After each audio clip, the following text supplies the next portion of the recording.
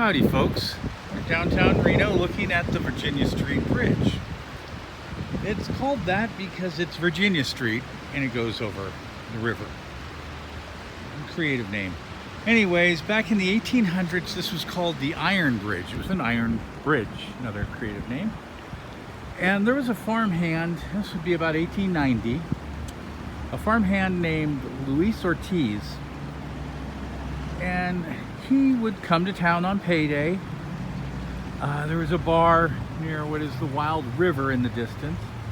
He'd go there and just get drunk and try and get in fights. He was kind of a jerk. And one time he got really drunk, tried to start fights, got into a fight, pulled out his gun, shot a man right in the stomach. The man was in the hospital on death's door. Well, a lot of the town folks got tired of Luis and they decided to kill him. And they went into the jail, and I don't think it took a lot of convincing to get in and get him. I think they convinced the jail to let him go for them. And they took him out to this bridge and hung him. Well, not this bridge, the bridge that was here in 1890. And they hung him from the bridge. His body was found the next day, and the newspaper said something like, "Worthless troublemaker found dead." I mean, he was not missed. And the guy survived who was shot right after he got killed. And then people said Luis haunted this bridge, the one in the Iron Bridge that was here. Well, that bridge got destroyed. Supposedly his ghost would be seen and whatnot in the 1800s. By 1905 or so, that bridge got destroyed, and they put up a new bridge. And that new bridge,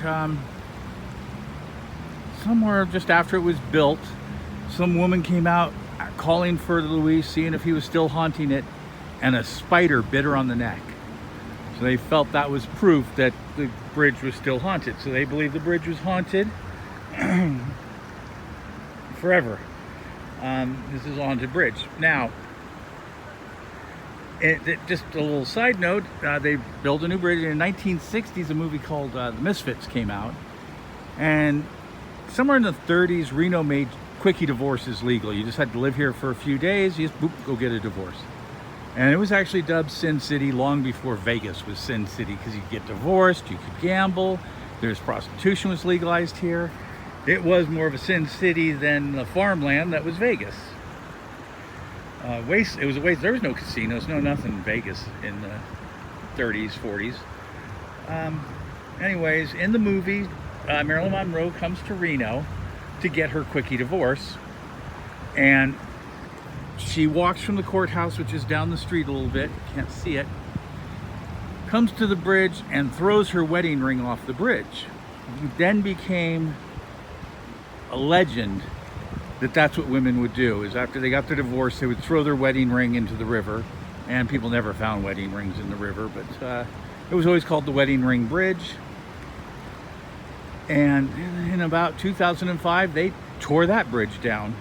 Bridges don't last forever. And this new bridge was put up.